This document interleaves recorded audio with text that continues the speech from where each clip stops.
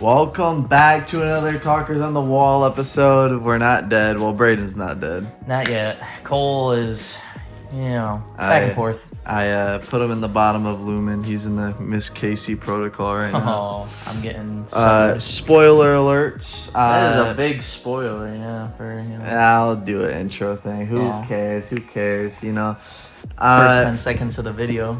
Yeah. I feel like it's been the 24-hour rule. If you haven't seen Severance yet, then something wrong with you. Not me finishing it last week, but something is wrong. But yeah. So the title of today's video, what makes Severance so good? And if you ever just wanted to sit down and listen to like a 25-minute yap session of glazing of Severance, you're here. You've come Welcome. To the right place. Your hard work is paid off. Not only is it going to be like a 25 to 30-minute yap sesh, these are probably going to be the best opinions on Severance that you could probably get. Yeah, I mean, if you checked out our Sonic 3 video, instead of talking about Sonic 3, we talked about Sonic 6. Yeah, that is true. So you might hear some theory crafting on, seasons 3 for Severance as well here. But with that being said, I think it's best to just kind of jump right into it, kind of just sever ourselves from this intro. You like what I did there? No? Anyway.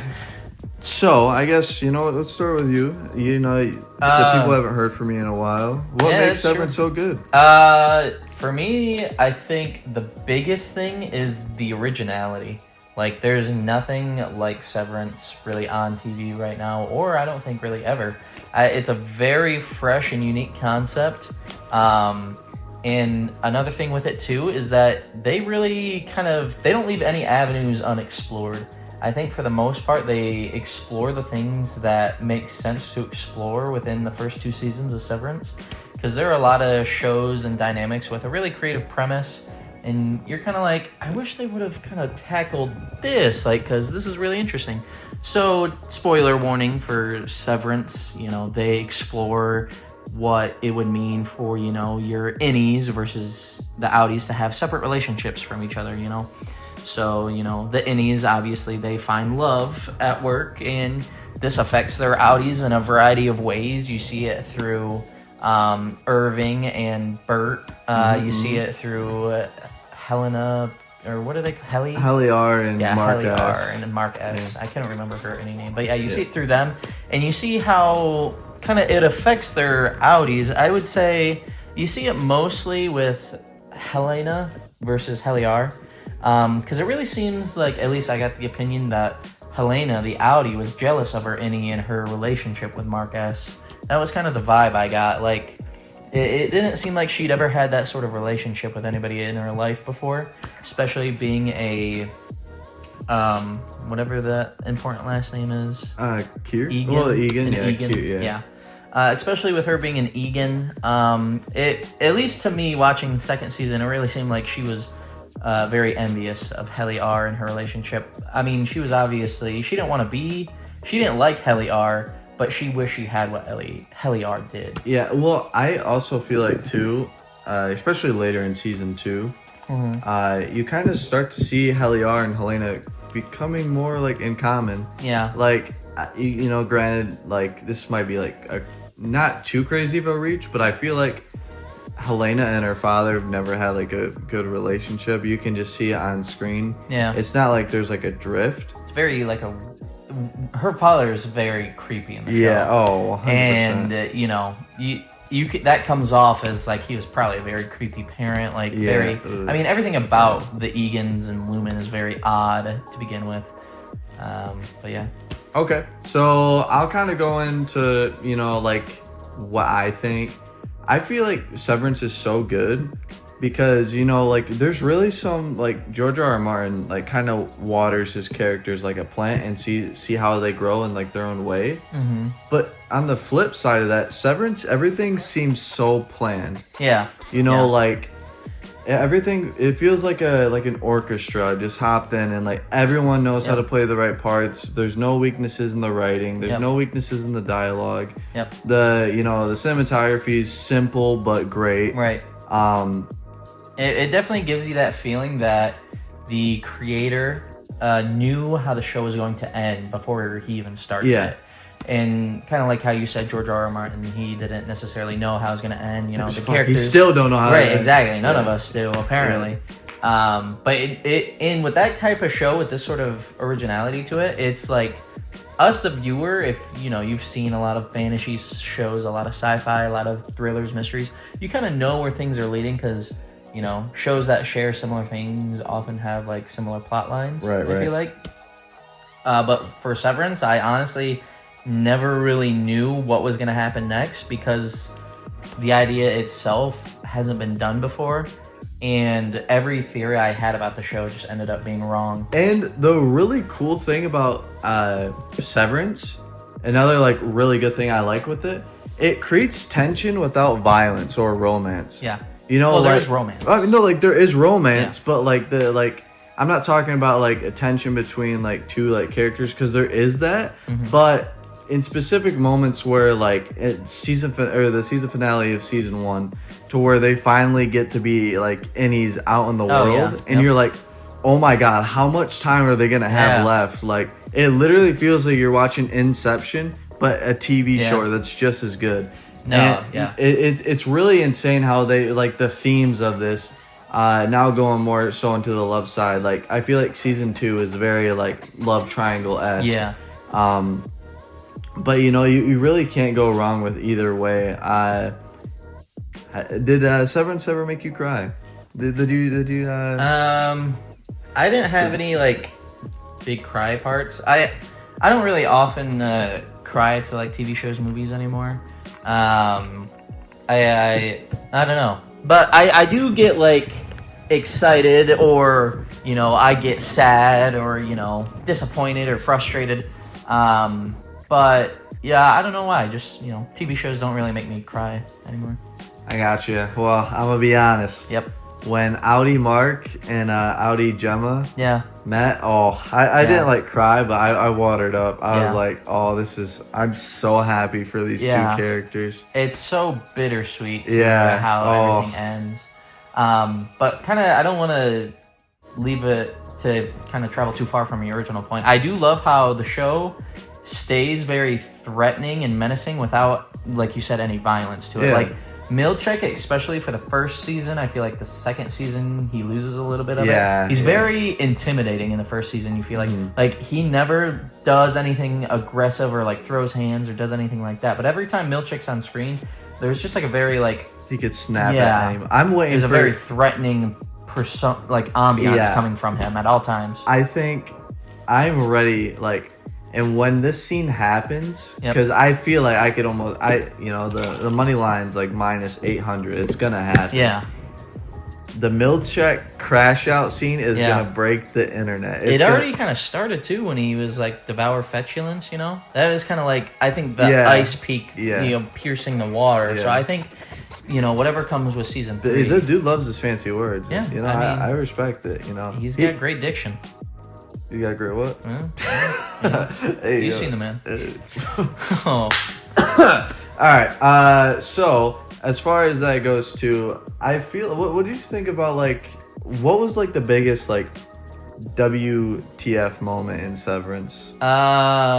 Biggest WTF moment in Severance. Definitely at the end of the first season, not the very end, but when Dylan is in the waffle room, when like there's just all those like women dancing around in the masks, and that was mine. And you're like, what is this? And I've seen like a bunch of people say that like, oh, like all the men who go and do that, like they've had sex in that room, but I didn't see any evidence to that. But because a lot of people were like, Mark S. like didn't lose his virginity to Helly R. He lost it like in that waffle party room. But I never got the, I guess there's nothing backing that. I never got the impression that they were going in and like having sex with those women or anything. It just felt like they were appealing to like, you know, the sexual desire, but it was it felt like to me more like a strip club, I guess, for them.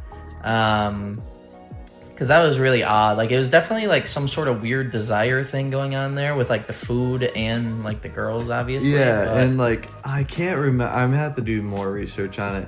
So, there's Frolic. Yeah. What were the other ones in there? Because Frolic is one of the big dude. that Mark fights. Oh, are you like the masks? Yeah, like so like there's I think that I honestly don't know, but I'm pretty sure one of them was wearing an Egan mask, like the founder's mask. I think it was like all the corporate people. I didn't see like, and it was all dudes too, I think too, which was also a little odd. I honestly would have to. It's been a while, a few weeks, but yeah. But that's another thing. Did you have any like theories or where you're like, oh, I bet this is what that means, and then you were just totally wrong? Because that happened to me like the whole time I was watching the show. I do that sometimes with TV shows, so I kind of was like gonna take a step back from. I'm just gonna let it all come to me. I'm not gonna like, oh, so he did this, so that means that, and like, I didn't really do that with this show, if I'm being honest. The only thing that like trips me out is just like Miss Wong. Like, I don't know what that is. Yeah. I don't know. Like that like, and it's kind of cool. Like it, like how into the what was the city that Colbell goes to? I think it's a fake in the filler episode. Yeah, the filler. That was the one bad episode in my opinion. Yeah. But I don't know. It was like some North Atlantic, like weird thing. Also, I don't know if but I think that the show is like it's like the city that they're all in is a fake city. But I don't know if you caught it. But they make Grand Rapids. Yeah, Grand Rapids. Yeah. So I think it takes place in Michigan somewhere. Yeah. So which is kind of cool for us, not to dox ourselves, but But yeah, I have no idea where that what that small town was supposed to be called. But what are you bringing with that from the song? Well, as far as that goes too, because oh my god, did I just lose my train of thought on that? But are you thinking that Miss Wong came from like the same place Colbell did? I don't. Because like it seemed like Colbell came from like some like school that. Okay, I got it back. So in the articles that she's reading, they're like the fighting kids. Which is also, what they call goats are kids too. Like that's a cool correlation. I think. I don't even remember the article, to be honest. Yeah. It just said fighting kids. Yeah, and it had like a bunch of like kids like going to like Lumen or like class or whatever. Okay. So, I don't know if that relates to like anything crazy, but like as far as like crazy theories. Yeah. They're turning the kids into goats, or the goats are turning into kids. They're turning the kids into goats. Yeah. Or vice versa. Well, here's what my theory craft was. First season, end of the second season kind of shattered it, so I don't really know now. But the whole first season, I was like, oh, Lumen is like, they are doing like cloning science. Yeah. That's like what my theory. I'm happy there. Yeah. I'm doing that though. Because I was like, oh, goats, like, there's already like a known case of like the government cloning goats and stuff like that, and so that's why the goats are like in Lumen, like they're testing it out. And then I was like, oh, they're like the things that they're processing are somehow helping clone people. I didn't really know how. I couldn't connect the dots there. And then like when you find out that Mark's wife is down there, I was like, oh, they like cloned Mark's wife and they're trying to make like a perfect replica using Mark's subconscious. And then they were like, no, like she was just alive and that he was just not recreating her is what I thought he was doing, but he was just making like 24 different severed versions of her. Which is crazy. And then I was kind of like, and then I was lost. I was like, I don't really understand the point behind it. It's so crazy that this show gives you so much information about Gemma and like Mark and obviously but you still really don't know how she got there. Yeah. Because like it never like in the Gemma episode where it's like going between their marriage to her and Lumen, it never explains like the car crash or like her going. Because like at the time I thought that like all that experimenting was happening during their marriage, and then it's kind of revealed that it's happening afterwards. Like they kind of trick you with like the time perspective, where you think it's all happening in the past, but half of it is happening in the present. And so, like, I kept thinking, like, oh, she keeps saying she's going to work or these parties, but she's going to Lumen.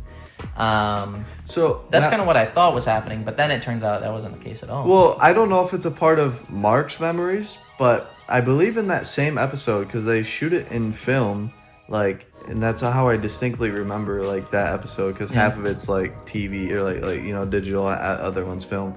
But they show like the cops like telling Mark that Gemma's dead, but I believe that that's in Gemma's like in that episode with Gemma's psyche.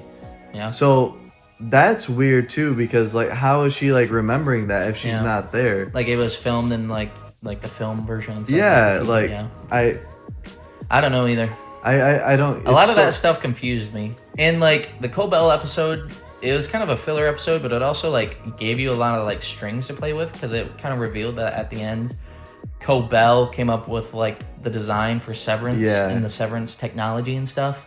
And I don't really know what to do with that either. I thought Severance had been around for like a long time. And then when Bert's just casually like, yeah, I worked there before. Yeah. Start, huh? What like, do you know? Yeah, and he's like, I worked at Lumen for 20 years before I joined the Severance program. Because I thought Lumen was only Severance. Yeah. But also like the discovery. I love how like, it's not only, I think one of the most mysterious characters too, isn't even Gemma or like you know, they're more mysterious. The people who work at the top, you know, Egan and, you know, what'd you call him? The bigger guy that Mark fights with. I think Frolic. Yeah. Like, they're very mysterious. But also Irving. Like, you kind of, like, he was in the Navy, and then you find out that Irving's Audi was investigating Lumen for apparently years. But you never really find out why or what he was doing it for, or if he's working with other people. All you know is that he's been investigating Lumen, and you don't really get any, like, you know, anything behind it. And, like he's got tabs on Bert already, and he's got tabs on all these other people, and it's kind of like, what is it? Why is he doing this? Like, you know, it doesn't really seem like he should have any reason to. And then, you know, Bert comes and finds the notes about himself, and apparently Irving already knew that Bert had been, like, a goon for them in the past. Yeah, and... which is another thing, too. You learn that Lumen has been killing people in the last episode, because Bert is like, I just want you to know, I never killed anybody. I only ever drove the car.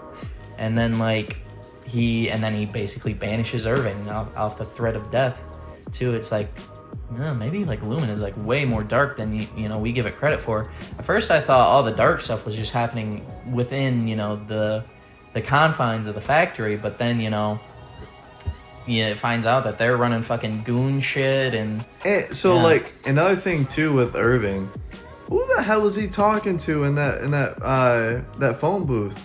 He's literally talking to someone, and then Bert is like stalking him. Yeah, that's what I mean. Like you don't know if he's working with people, or like you don't know if like he's with like a agency or freelance, or if he's like that's what I mean. Like he's a very mysterious character. Yeah, like you know a lot, but also nothing about him. Another thing that's super cool about Severance too is they like you said, they stick to their themes a lot. Mm-hmm. Even like Petey's like, even though you become a different person, don't act like you still don't like you're still hurting. Like kind of like, for example, like the stuff that gets brought in when you're in the Audi, Irving with his paintings and how like the goo, that's so cool to me. Yeah. Like, and that he like knew, and apparently, which is also weird, which I don't think it's been explained either, that Irving had been painting the black door before Irving's Innie even saw it. Yeah. Which is also really interesting. Like, I don't know how that works. Unless Irving in the past had seen it and they had wiped his memory of it. Are you saying Innie Irving? Unless Innie Irving maybe was doing like a different job before, or maybe even Irving used to work for Lumen, you know? Yeah. Well, another thing too, I don't know how much weight it actually has, but you know, in like the first two episodes, even Annie Mark, like in the past with Petey, they talked about like how they hated this place, but then like none of that's brought up really. Yeah. But yeah, you know, like I feel like, you know, what season did you like more, season 1 or season 2? Probably season 1. Yeah, I agree. I'd agree. I loved the start of season 2. I was like, oh, they got big shoes to fill. Like, how are they going to follow this up? First episode of season 2, great. I loved what they did with it, like how they brought Mark back and they tried to put him with a new team. Yep. And like for a while, you're only getting Mark S's perspective, so you don't know if anything Lumen is telling him is true. Yep. He's like, oh yeah, you guys led this big movement, and now everybody, innies have rights, and da da da da da. And then, you come to find out that none of that really happened. That Lumen is just trying to, keep the lid on things, basically. So I thought, great first episode. It really just started to lose me, kind of with 6 to 8. Yeah, 6 to 8, or even 9. Yeah, I mean the last episode was still good, but yeah. Yeah. I mean, I loved some of the scenes through those episodes, like the conversation between Innie and Audi Mark. That's the finale. Yeah, that's 10. Oh, that is 10. Yeah. Interesting. It's an hour and a half episode. Oh. Yeah. No, so that was a great episode. That's so cool. I love that. Yeah, I love that, and like how they're both the same person, both stubborn for like the woman that they love and everything, and they both are, they're both selfish in a way and still trying to look out for others. Like basically, Innie Mark cares about all the Innies, and Audi Mark cares about basically all the Audis. Like, he says he cares about the Innies, but basically all of his actions are just for No, show. yeah, I mean, he was just pretty much just like and it's doing really, whatever. Yeah. He was just trying to say whatever he could just to get him. Yeah. Yeah. And nothing, he never went out of his way. Like, his adventure didn't start because he felt bad for his Innie. His adventure started because he found out his wife might be alive. Yeah. Whereas Mark S's Innie, his adventure started because he wanted to be free, and he wanted his friends to be free and to go experience the outside world. And so it's very cool how, like, the same character basically can play two different people, if you know what I mean. Yeah. Like, because Innie and Audi Mark are the same person, but they're also, like, completely different. Yeah. Like, yeah. Same thing, but it's also interesting because you can have the same person be completely different. Like, Innie Dylan and Audi Dylan. Yep. Are totally separate. One's like super insecure. I think it's really cool at the end of season 2, like how almost like they're motivating each other now. Yeah. Which I mean, I'm glad that they have a more healthy relationship than Mark. Yeah. I mean, they're working together, and and it's really interesting too because that is also another theme that you can explore. That I kind of thought about during season 1. It's like, even if the Innies got out instead of having a relationship, they're out of their lives. It's not like the same person. So it's like kind of brings in that moral and gray area. You see them two address it with like, Dylan's wife. Richard! So good. And, I just love how many themes they can explore with just 4 characters. And you really think about it too, like it's their like first love too. So like they're basically just adult kids at that point. So I mean, like when he makes like the fake ring, like some people like I don't think it was like out of character. I mean, they're literally like fucking 2 years old. Like they don't know love. They don't know anything like that. Helly R isn't even like a year old. Yeah. Mark has only been working there for what he said, 2.5. 2.5 years. Dylan, we don't know how long exactly, but and like. No, I think it's great. And you can really see how, like, people like Irving have kind of accepted their prison, like he's the one who kind of wanted things to stay the same the most. But then, when he meets Bert, they still, like, crave that freedom. And I also thought it was really interesting, too, that, Innie, Irving, and Bert, they had that relationship and everything. And, like, I guess it's not really a character dynamic you see, or it's not something that you see where, they have like sparks and like, Bert goes to like, kiss Irving, I believe. And Irving's like, oh, I really like you. I'm just not sort of ready. Like, this is also new. And like, you don't really see that sort of like character trait a lot. And I thought that was really cool to actually see somebody who was like, they're still so rooted in their reality, even though they love this new experience, they're not ready for it. I feel like you don't get that a whole ton. And it just felt so like genuine, like it almost like, like when you like someone and it's like you're not sure if they like you back. You literally saw that on screen. Yeah. And as someone in the audience, like I personally didn't know if it was just gonna be like weird friendship because it's everyone's severed. Yeah. And then I was like, maybe they do like each other. Yeah. So like it is very believable, you know, like and you get that very like real embarrassment out of like, you know, two people like learning to like each other. Yeah. And like secretly like you see like Bert going back and forth practicing his joke and stuff, and like Irving kind of like being shy and, you know, all that sort of stuff. It's great. Yeah, what do you think of, you predicted the Helena, like... Yeah, because like I was, when in season 2 when they brought everyone back, I was like, oh, I bet like Helena is gonna be like Helly in disguise, basically. Yeah. And for a while, like that was just like my theory. I didn't know 100%, but then when they revealed it, I was like, yeah, I knew it. And then it was also a crazy thing. What I also love about Severance 2 is that they don't rely on like the character like cliches. So like when Helly R finds out that Mark, you know, slept with Helena, she's obviously hurt, but they don't drag it out, you know. They're not like, oh, these two characters are gonna fight from now on because of it. She's hurt, she runs away, you know, she understands that, but like it's not one of those things where like there are other TV shows where a character is like, I can't believe you would betray me like that. And then it's like a multiple episode thing. And then they bring out the roses, right. the stereo, like, yeah, but it's so much more real because like if you were Helly R, like she said, she was like, you know, I'm pissed off that happened. You know, I'm not pissed off that you did it. I'm more pissed off that she stole that experience from you. And it's like, you never really see that in TV shows when people get like played or like tricked. You know, it's always like they're mad at the person who got tricked, and they're not mad that, you know, that special moment got taken from them. And I thought that was also like a beautiful scene too, when they like make that tent in that room for each other. I was and like, like oh, the really like sweet. the orange, and another thing too, looking back on it, because we were talking about how they experience like affection and all that. They don't really know what to do. But in that tent, I mean, Helena's like kind of like taking control. Yeah. So like in hindsight, be like, oh yeah, that was Helena. Yeah. And like Irving said it best too, that like Helly R was never like cruel. Yeah. Like when she was like just a bitch to Irving, and like he was like, Helly R would never do that to me. Yeah. And you know, bro, Irving's he was pressing. Yeah. He was pressing. He was like, yeah, I don't believe you. Yeah. What? The Night Gardener. Yeah.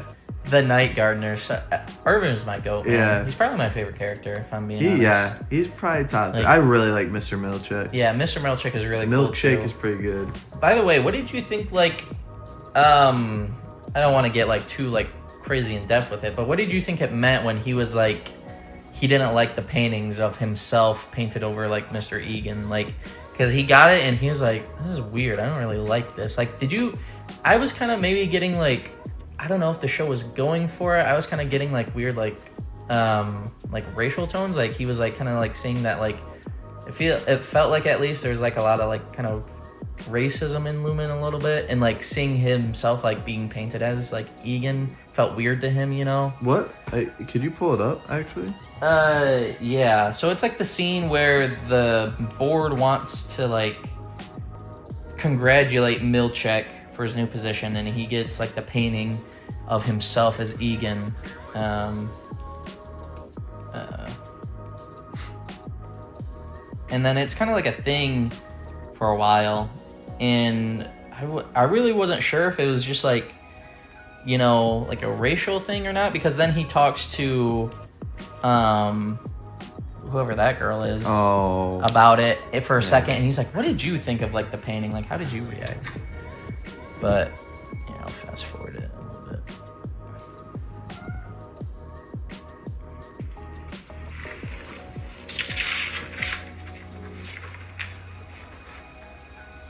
Oh yeah. And they like, and he's like, oh, that's interesting. And then like he kind of tries to talk to her about it in another scene later on. He's like, how did you feel about like getting these paintings where they like painted Egan as like a black man, you know? And she's also like a woman of color, and so I wasn't sure if they were like going for that avenue or if it was like something else. I don't know. Those were just kind of like, you know, the ideas that, yeah, because like a lot of people, I'm just looking at the YouTube comments and they're like, this is like a Jordan Peele scene, and Jordan Peele deals like a lot with like racial themes of horror and stuff.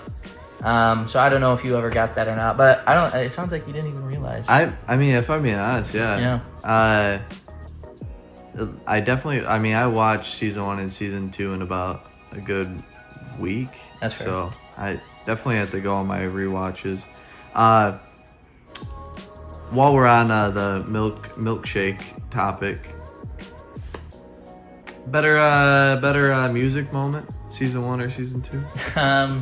I think season 1's like dance party is It's like, just too iconic. Yeah, it's like when Milchek is like doing like the dance. Yeah. Sometimes I catch myself doing the Irving where you like the Mark, like him and Mark dancing around each other, or like the Heliar with the maraca. Yeah. So question, are you worried that the secret about Lumen is going to be disappointing? Yeah. I am worried that maybe everything was planned out, because what it feels like to me, that everything has been planned and they don't know except for the reveal. Yeah. It feels like the creator is not, but maybe the creator knows exactly what it is. And it's just very misleading, you know? I mean, it's a very cultish like type of like, which is really cool. Yeah. I mean, you see it a lot in like, you know, psychological horrors and all that. I mean, it's not like a horror, but like for a long time too, I thought Lumen was like, I was like, oh, maybe it's not cloning, maybe it's like a social experiment, because they try to turn like the agencies against each other too. Like they try to turn like the processing people against whatever MDR and like you know, optics and design. And they try to like make them fear each other. I'm like, oh, maybe it's like a big social experiment. And then, you know, there was the goats, and I was like, maybe it's cloning, you know. So are you like worried that like it's all gonna come out and you're gonna be like, none of this makes any sense? I mean, yeah, in a sense, I am worried. Yeah. For this much buildup, it does need to be satisfying. Like, I mean, let's be real. It does need to scratch that itch, be like, oh, it all makes sense now. Yeah. Like, personally, I would rather. I wouldn't. Okay, so this is my kind of hot take. So you get 10 episodes next season. Yep. Severance should be done after 3 seasons. Does not need to go. It does not need to go. Like, I feel like you can answer all the questions. Yep. You got all the relationships. Yep. It's out in the open now. Everything. There's no more hiding relationships. They've been definitely like dragging out some of the secrets. Like, we didn't learn anything about Lumen really until season 2. Yeah. But I think that like that's fine. Like season 3 can be the answer season. Yeah. I'm okay with that. There was another show I was talking to you about where it was very like this, where it's very mysterious and you never know the answers, and it just ran on for too long and ruined it. Westworld. That was an HBO show, but for people who've seen it, they know. For the first like 2-3 seasons, great show. The mystery is alive. You kept getting small little answers, and then it just kept going. And it's like, just end the show and tell us. Yeah. And you know, it was just bad. So yeah, I think 3rd season, I want to get some answers for sure. It needs to be satisfying. My worst fear is that I'm like, okay, we have the answer, and it just doesn't make sense. You know, maybe it's a satisfying answer, but then you think about everything else and you're like, it doesn't make any sense. What if they hit you with Mark wakes up from being severed and it's his first day, or like his second day at work? Like it was all like a dream? Yeah. Bro, that'd be awful. Yeah. What do you mean? No, that'd be terrible. Yeah. No, that'd be awful. That'd be like the worst show ever. Yeah, no, bro. I mean, would you ever watch it again? No. I don't even... It takes a lot for me to like rewatch a whole show anyway. Like I'll go through and like Game of Thrones? I started rewatching it, but I didn't finish it. So like I'll rewatch like portions of it, but when the writing started going downhill, I think I stopped watching the episode or 2 after Arya got like stabbed in the gut. It was like during the arc where she was getting hunted by that other girl. Season 6. Yeah, I stopped watching season 6, and I was like, I want to finish it, but it's just not as good as it was, you know? Big decline. Yeah. And knowing where it goes, you're like, do I really even want to? You know, it's kind of like the clip from Family Guy when Stewie wakes up from after like what would happen if he killed Lois. I think you're gonna make a lot of people mad. Maybe I think they should just accept what they saw. Yeah. Well, maybe, you know, they'll be glad for the experience. Yeah. All right. To end it all, have you heard of the Severance drinking game? No. It's where you drink so much you don't remember. Yeah, you get severed. Yeah. Yeah. You know, I mean, to celebrate the end of Severance. Well, it's not end of the season. Yeah. But yeah. So, Everybody out there, if you're listening to this today, that means you have to go and get severed. Even if you're not 21. Yep. Yeah. I don't know. Is that a flaggable? Will that flag the video? Who cares? Okay. That's for severed Cole. Bye-bye.